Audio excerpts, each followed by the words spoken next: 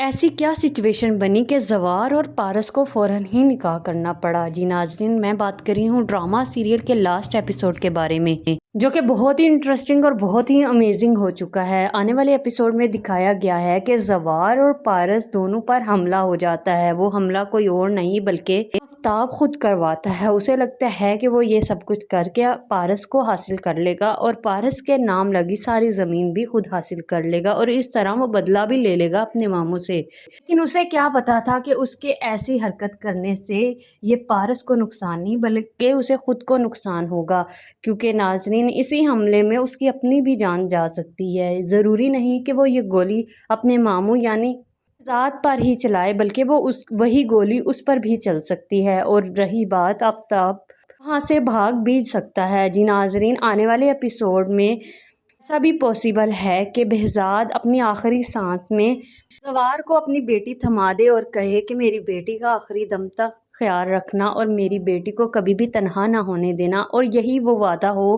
کہ وہ اسے شادی ہی کرنی پڑے۔ اور ساتھ ہی جیسے ہی ریشم کی حقیقت سب کے سامنے آئے گی تو یہ بھی ہو سکتا ہے کہ زوار کے باپ کو یہ رشتہ بھی قبول نہ ہو، کیونکہ وہ ایسی اپنی بیٹی یا اپنی بہو کبھی نہیں لا سکتا جو اس ہی گھر میں رہ کر سیاست کھیلے، کہ وہ صرف بہزاد کی بیٹی نہیں تھی بلکہ اس نے خود بھی اپنی بیٹی بنا کر رکھا ہوا تھا۔ تو وہ یہ بات کبھی نہیں سوچ سکتا کہ اس کے گھر میں رہنے والی ہی اس کا گھر برباد کروا دے۔ یعنی اگر ایسا ہو سکتا ہے کہ بہزاد کی موت اسی وجہ سے چلی جائے تو پھر یہ حقیقت زوار منٹ نہیں لگائے گا، سب کے سامنے لے آئے گا۔ جیسے ہی یہ سب کے سامنے آئے گی تو زوار کا باپ اس رشتے سے بھی انکار کر دے گا، کیونکہ اسی کی ہی وجہ سے یعنی ریشم کی ہی وجہ سے بہزاد کی جان گئی ہے۔